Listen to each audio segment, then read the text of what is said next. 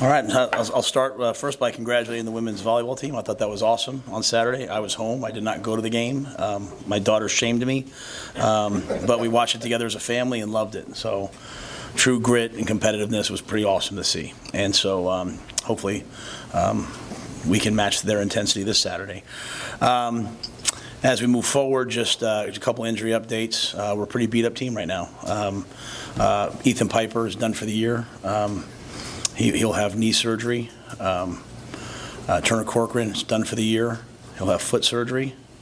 Nuri's in surgery right now. Nuri will be out for probably 1 to 2 weeks. So we'll have to have some guys step up. So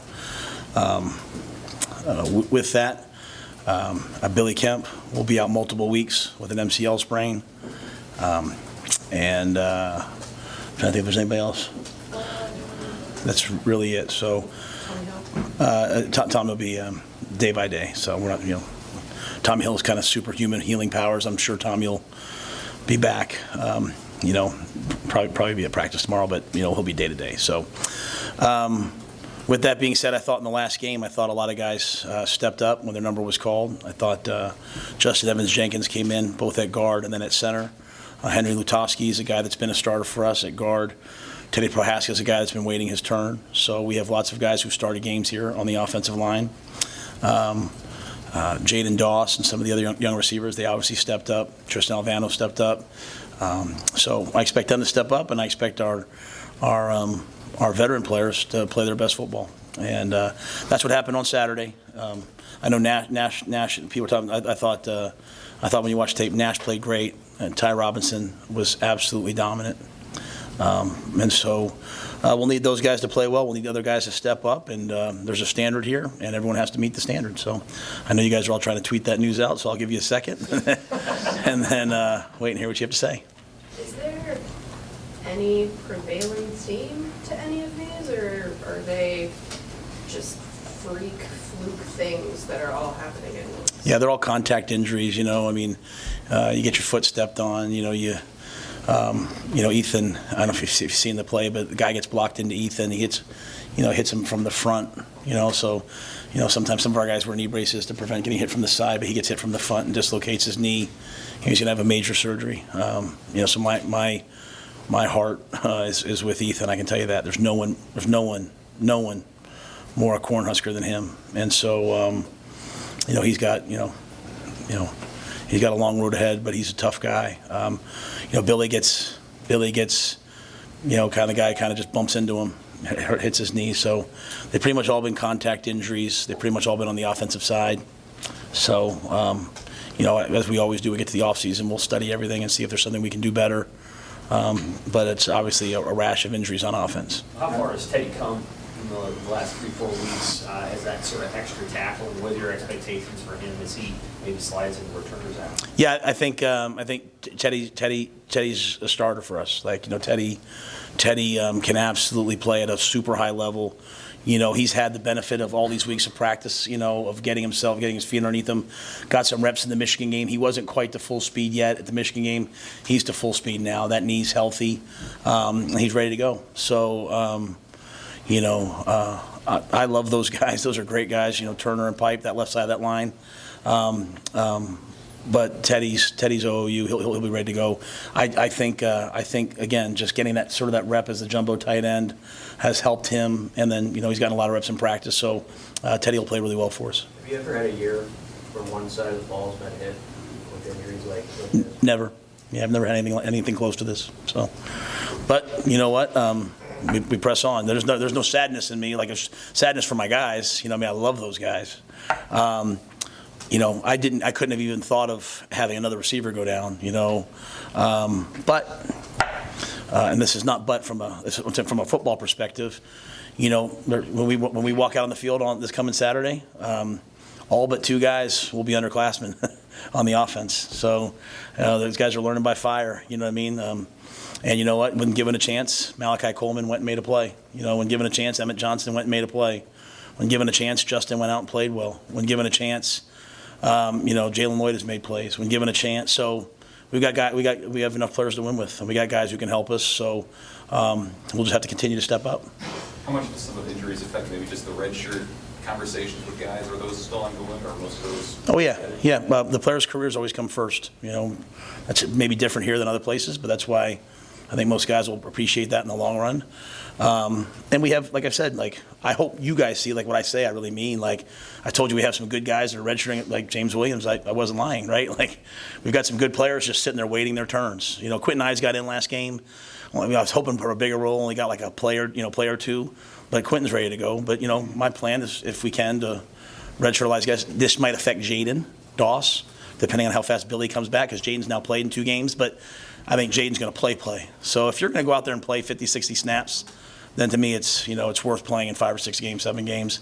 But I'm not going to use a guy up for 10 plays and use a whole year up on him. I'm going to do my best. So each guy's unique, each guy's different. On the offensive line, we have some really good young O-linemen that we've been redshirting, and Sam Sledge and Gunnar Gatula. Gunnar was there with us in the spring. Gunnar can play. And so those guys are coming up on, hey, they've got 4 games, so they'll be ready in the jumbo tight end and the field goal team. Jacob Hood is back and been playing. Tyler Canuck we brought in. So those guys, have really come along. And again, when we got here and Coach Osborne and Coach Solich and those guys talked about, the 2 platoon practices and all that, which we've done some of in the past, just doing a little bit more of it. I think it's going to pay off right now for us. Coach, you never want to see it because of injuries, but how can you speak to the benefit of getting these younger guys these reps, going into the long term? Oh yeah, I did this at Baylor and Temple for different reasons, right? The older guys weren't bought in, so I played all the young players, and 3 years later they took their lumps. 3 years later they were champions. Our older players fight for us and believe in what we're doing. So, but as they've gotten banged up, other guys step up. So, I think the biggest thing is we have a standard, and it was not the standard on offense last Saturday, putting the ball on the ground that many times. I don't care about the score, as I've told you guys. But I do care about the execution. I told the team that was one of the best wins I've been a part of. But that was certainly not the best performance I've been a part of, if that makes sense. So, we can't. It's when you go back and look at it, right? Think about the first 3 drives. 4 of the first 6 plays or 3 of the first 6 plays are balls on the ground. It's the turnover, the balls on the ground. All of a sudden we settle down. The next 2 drives we go down, we score. We're going to have to grow up a little bit, on offense this week in terms of taking care of the ball and making the plays that are available to us, because the young players on defense are getting that done. And so the young players on offense can get that done, and I have full confidence. This is the challenge this week: is hey, let's take care of the football. This Purdue team that we're facing, they're going to put pressure on you. They're going to come after you. Coach Walters is a defensive mastermind. They've had a bye week. When you come off of a bye week, all of a sudden we go out against Northwestern and they're in tackle over. And they're doing all these different things on offense. They're doing different things on defense. We're facing another team coming off a bye week. When you have a young team, they have to be able to adjust quickly. We have a lot in front of us, so we cannot put the ball on the ground. We have to protect the football and battle it out to the very last play of the game. Coach Satterfield called a couple of first down passes. One was the interception to start the game, and then he kind of missed another one when it was on the bootleg. But on the one where they had to have a touchdown, he hit it. What maybe did he not do, Heinrich, on those first 2 throws that he was able to successfully do on the touchdown pass? Yeah, the first play is either explosive play or a touchdown, right? So I just think I think sometimes as you go through the ascent of a young quarterback, you go out there early on and you just start to play. I mean, I was taught this by June Jones, so this isn't like Matt Rhule's theory, okay? You just go out there, you just kind of play, and you play on instinct. Then you have some success, and so you start trying to be like, oh, okay, you start trying to be, I'm going to do this versus this coverage, I'm going to do this, and you start seeing all these things, and you start to play slow. And then you get through that, and you start to play fast again. He was just too slow. I mean, that guy, Fedoni's open, but Borkacher on the corner and go is wide open down. We're going to start the game off with a touchdown, but we rushed. We saw too much, and so I think that showed up a lot during the game. I mean, we left a lot of things out there, way too much out there to win a Big Ten game. So I think as the game settled on, we hit that one. I mean, again, Malachi's first progression, we just play the play and hit it. But there were some plays that were there that I think we absolutely should hit, have to hit.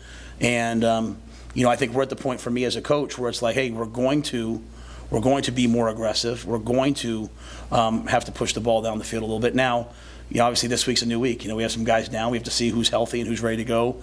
But that was the thought process last week.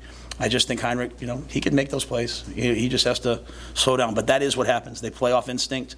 Then they start coming in and watching tape and starting to see the coverages. And whereas early on they were just going 1, 2, 3, now they're like, well, I see the mic, and they start trying to be more.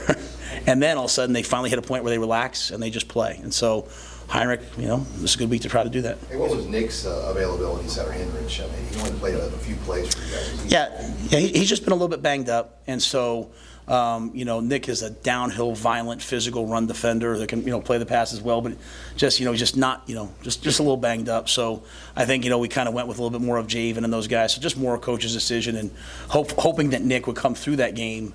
And because we held him on Wednesday night's practice, get through that game, be available as needed, and hopefully be a little bit more healthy this week, kind of as we move forward. So, Nick's coming off a knee, he banged his shoulder up in the Illinois game. He's just a veteran player who's played a lot of football, and he's a little banged up. So, he's the heart and soul of the team.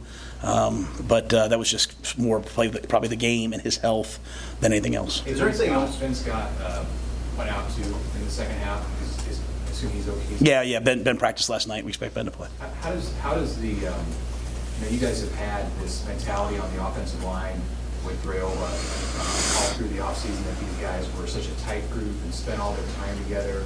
Now that they're facing this kind of a situation, kind of similar to your wide receivers, how does that mentality help when you have to put in guys like Teddy and Henry and Justin into the line? Yeah, because they play for each other, so I texted Turner and I texted Pipe on Saturday night, and both guys with devastating season-ending, potentially surgical for Turner, surgical for Piper injuries. Both guys were talking about the impact they were going to have on the young players and how they wanted to get back out there. A lot of guys get injured and they go to treatment. You don't really see them in meetings quite as much, and I try to make them go to meetings, but sometimes it's, hey, I can get to the rehab guy here, so there's some things we do medically.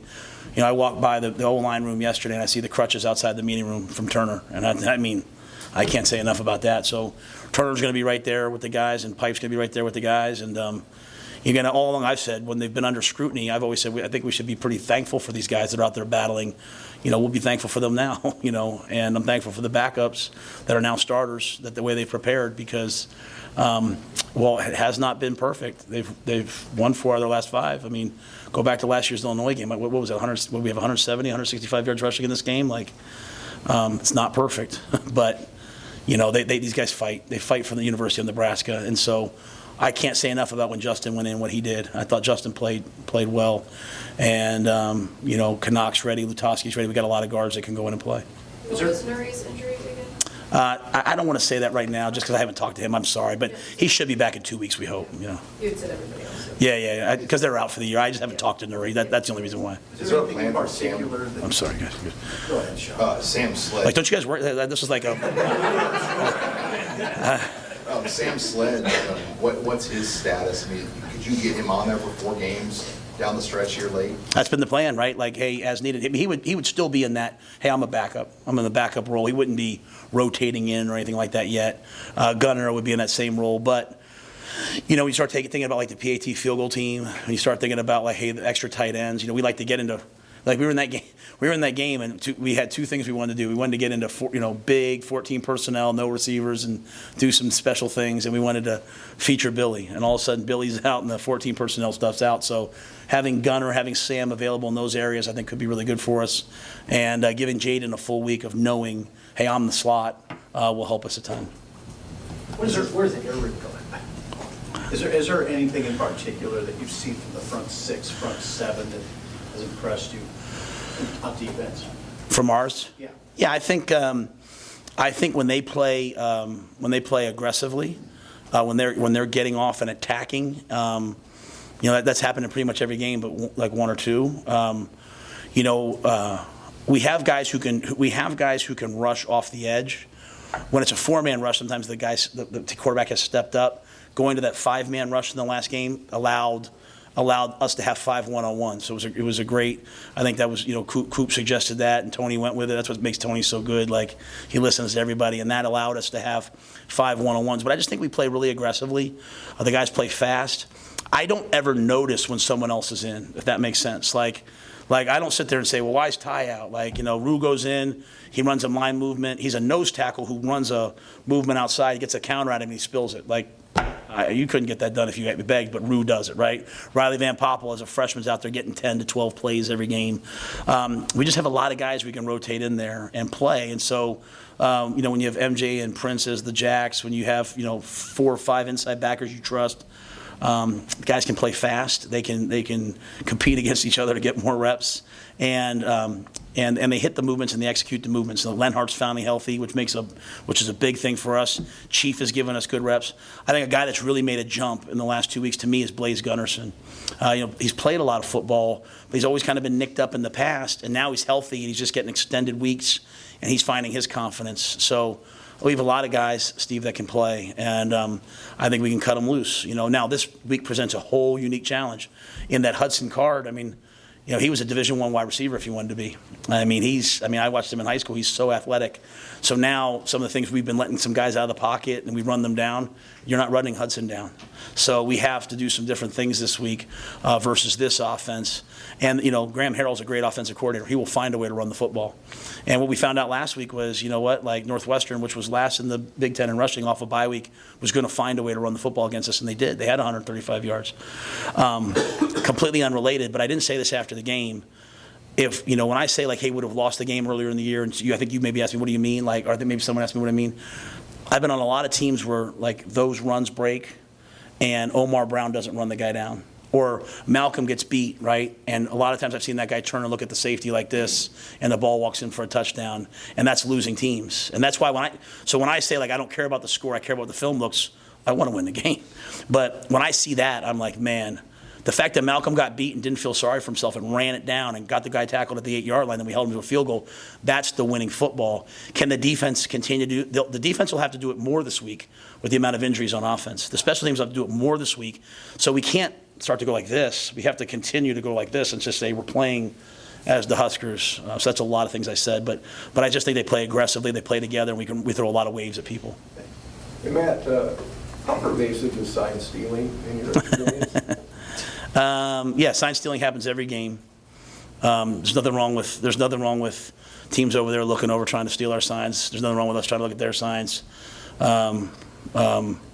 It's why you should have mics in the helmets, right? Like, all these coaches that vote against it every year is because they don't want to teach their quarterback. In the NFL, each quarterback goes out there with 3 play calls because if I see the free safety's foot like that, it might be one high. I'm going to check to this play. But you get to college and you're watching a game on a Tuesday night, and they got the signal and they're just calling a play. So that's what makes college football, to me. That's why they score maybe more points. But it's also why the kids are less prepared. So that's why there should be 100% should be. We could get rid of all the stupid signs on the sidelines, and we could get pictures of, rock stars and all that stuff. And we could just play football the way it was meant to be. You go to a high school game, there's technology on the sideline. You go to an NFL game, there's technology on the sideline. You go to the college, there's nothing. Like, if you don't think, so that it should be that. But that's sign stealing. That's not. I would not carry that over to going and filming someone else's practices or something like that, or filming someone else's games. That's completely something different. And I'm not saying that happened, but I think what's wrong partly in our society right now sometimes is we say someone does something against the rules, and sports need rules, right? Sports need rules to keep competitive balance. And when someone does something against the rules, we say, well, should that really even be a rule? And it is the rule. That's the rule, right? Like, I didn't get to play with, we don't get 5 downs. But in-game, stealing of signs. When I play against somebody and I know that person has friends on the next staff, I know if they have our signs, they're having it the next week. That's all part of the game, and you have to do what you do. We should absolutely have technology, but if there's a rule, the rule should be followed. And I'm not speaking about what's happening right now because I don't know what happened. But if that is happening somewhere, it's completely, completely wrong. When you played Michigan, did you have any suspicions that there was more than the usual amount of knowledge on their side? No one from the Big Ten or NCAA has asked me anything yet, so I'm not going to probably comment on anything like that. I would never want to cast shade at somebody else going through a hard time. I don't know anything. You said Ty was dominant. He had 1 tackle, so what does dominant look like in Ty Robinson's case on Saturday? Just I mean, other guys sometimes get sacks because he runs up the field, makes the quarterback run for his life. I mean, on the last sack of the game, he beats the guy one-on-one. He was absolutely dominant in my mind. By far Ty's best game. The type of game that that moves you up a couple rounds in the draft. I thought he looked excellent. I always go back to the tape, not the stat line. Like at the end of the game, I'm always when I'm walking out of the media room. And I see Nash there. I'm like, they picked you, huh? And he's like, yeah, you had 2.5 sacks. I can't even tell that sometimes during the game, right, what's happening. But when I watch the tape, I just think Ty hit his stride. And that doesn't mean Nash. I mean, they're both hitting their stride. And then Cam comes in, and then Jamari's playing well. But I think Ty's someone that the other team has to take account of when he plays. And what's your plan at running back? Do you see it kind of working out like you did this past week with the rotation of guys? Yeah, I think it's one of those deals where Emmett can kind of do everything for us, and Emmett had some good plays for us. Anthony held onto the ball. Anthony had a great run on a run. Josh Fleeks is a guy that we want to continue to get in the game. So I think all three of those guys are going to continue to play. And I'd like to have more plays. I'd like to have more tailback runs. So hopefully we can continue to get those guys more involved. But it'll be all three of those guys, pending a good week of practice and pending ball security. I'd like to go to those jumbo packages. Now you got 3 offensive linemen out. Billy's a guy that you guys put a lot of the offensive game plan with. Now he's out. How do you anticipate your offense kind of changing in these next couple of weeks to make up for those, get losses? Yeah, we're going to have to find the players we have and find what they do well and put them out there. Each week, this is a man-to-man defense. This is a bear defense that's highly active. Pressure's a lot different than Illinois. Same sort of structure, but different than Illinois. So, it brings unique challenges. But to me, it's about, hey, who are the players that we have and what can they do? And I think that's on both sides of the ball and on special teams. We're always trying to highlight our players and at the same time understanding that each defense brings things that we have to be prepared for. And they have a lot that we have to be prepared for. So getting into specifics of it, I can't say right now. It's Monday, but as we get closer during the week, I think we'll have a good plan. Hey, back to the NFL thing. You've been on both sides of this now. What do NFL coaches appreciate in terms of feedback from college coaches, and what do you like to give them in terms of when you're talking about your players and being honest about what they can and can't do at the next level? Yeah, they don't really need no one really wants as a college coach, my football evaluation of them as a football player because they see that themselves, right? They don't need me to tell them how fast they are. I think at the end of the day, they really want to know, like, hey, what's his character like? What's his football character like? Meaning practice habits, taking care of his body. Is he going to be a pro? What's his how's he going to take care of his body? How's he going to learn? Will he play special teams? The good thing for me is because I had so many guys at like Temple and Baylor that kind of went on, and I had a lot of guys that were like late draft picks or free agents that have made it a long time because they were truly professional. When a guy comes in and says like, "Hey, tell me about Quentin Newsome," I'm like, "Hey, he reminds me a lot of Nate. He reminds me a lot of Nate Hairston. He reminds me a lot of Tavon Young." They can put those projections together. But really, what they want from me is they want to know that football character, that note taking, that learning. That's the biggest thing at that level. If a guy's a first or second round pick, that's one thing. When you got the 3 down, it's tell me about these. And as I tell our guys, I'm going to be honest, completely transparent, because if I lie about one, I'm lying about them all, right? And then they'll never listen to me again. So, but we have great guys, and I think when people come watch us practice and see the way that we do things, it helps, because what you really want when you're trying to take a late round guy or a free agent is you want a guy that's going to practice.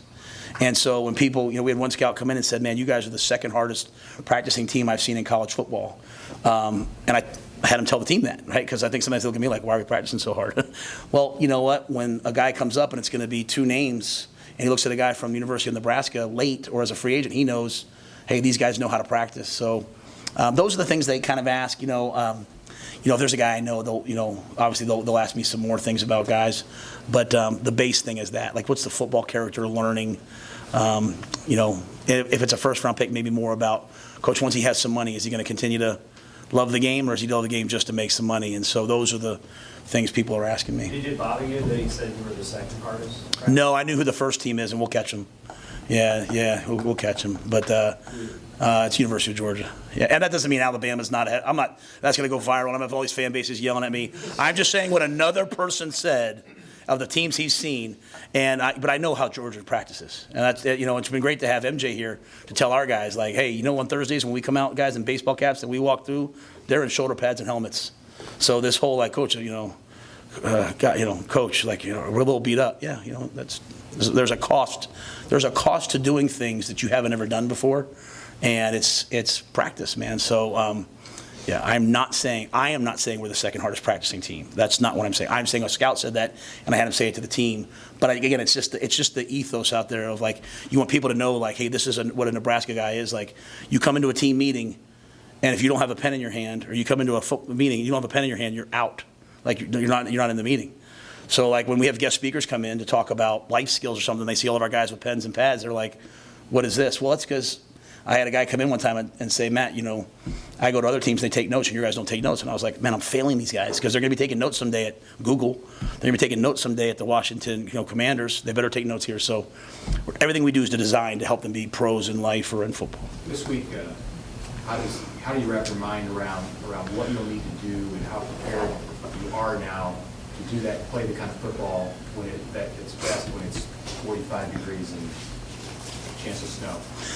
Yeah, we put the whole thing together saying, hey, there's going to be days that are really cold and windy.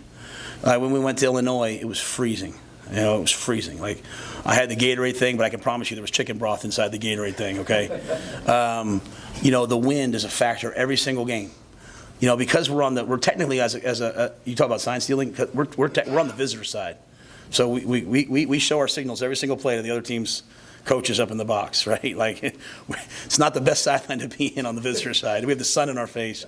The sun in the first quarter on 2:30 games is a real factor for punt returners. So there's all these things I've had to kind of learn about our home stadium. Hey, what's the sun look like? What's the wind look like? All these different things. So, but we put everything together with the hope of it would allow us to win cold weather games. It would allow us to win windy games. It's why in the spring, when you go out in spring football and it's 27 degrees and it's windy, we never practiced in the indoor. Like, we always practiced outside because we don't have any dome games this year. Save the Big Ten championship game, so we might as well practice outside. So we've prepared for all those things, but the big thing is, again, as I said, there's a standard. We got to execute and perform at that level when it comes, because cold weather, guys in Purdue are used to cold weather too, I'm assuming, right? I mean, I think Indiana's cold too, so we're all going to have to play through it. It's just going to come down to who executes and plays well. Hey, Matt, one thing that kind of changes this year, and I know you're new to the Big Ten, but there was always a prohibition on November night games, although that's kind of been some hit and miss over the years, but not a ton. With the new TV contract, there's no prohibition on night games in the Big Ten in November after the first week. So I just what's your take on that? I mean, it gets pretty cold in these parts. Is that at all, do you have any thoughts on that? Yeah, I've learned when it comes to those kind of things not to worry about the things I can't control. Like when Trev told me, like, hey, Illinois got moved to Friday night, I know it's a short week, if I could have picked, I probably wouldn't have done that, right? Like, they gave me the full week, but I was like, okay, we'll play it. Well, when we won the game, and I'm sitting home Saturday, and I'm like, hey, I get to watch my daughter play volleyball, and the guys got to rest another day, I was like, hey, this is pretty good. So, I don't spend a lot of time worrying about those things. And again, like, when I was in the NFL, we were never really in it down the stretch. But if you're in it down the stretch, you're probably going to be playing on some, like, Sunday nights, right? You're probably, if you're a good team in the NFL, you're going to play on Monday night, Sunday night, Thursday night. You get used to playing at night. So, I think if we could, as things move on, having a night game here at Memorial Stadium in the cold, with the way our fans show up and the light shows and the things that we have going on, I'll take that. I'll take that. I'd play every game in the snow if I could, because we're here. We live here. This is what we are, right? I'll play every game in the wind. And that's because we should be able to throw the ball in those elements. We should be able to play defense in those elements. We should be able to kick in those elements because, we grew up, there's a benefit to having a punter from Montana and a kicker from Omaha, right? Like, there's a benefit to having guys, like Alvano. I don't know if anybody noticed in the pregame. Anybody see what happened in the pregame? He hits the upright on the extra point in pregame. So he stands there afterwards, and he's out there. He's like, I got to get another one. He's being a freshman. I walked over him. I said, did you need 2 tries when you kicked the game winner in the state championship? Get your butt off the field. And he goes out and he nails a 47-yarder. Like, there's a benefit to having guys from this part of the country and the quarterbacks from Kearney, the punters from Montana, the kick, like, let's let it wind. One more. Have you made a mention of it earlier? Have you thought about switching sidelines? Like in season, you're saying? Oh, no, moving forward? I don't know what's, I mean, I don't know all the things that, like, I got here, my one goal was like, don't do anything that, like, don't change anything that Tom Osborne did, right? So like when they said, hey, we're going out the new tunnel walk, I was like, oh, hold on now. And Trev was like, no, it's okay, I got it. So, but when I first got here, I know there's a lot of things with the stadium. Those things will all come and go as we go, but, I don't know what'll be up to me and what'll be not. The great thing about having Trev as the AD is there's all the visionary stuff I don't have to get super involved in. I'm in like the day-to-day, hey, what do we got this week? And he's always, if it helps us win, it'll help us. When I say that about all that, I just think we always know, hey, people can steal our signs because they can see what we're doing.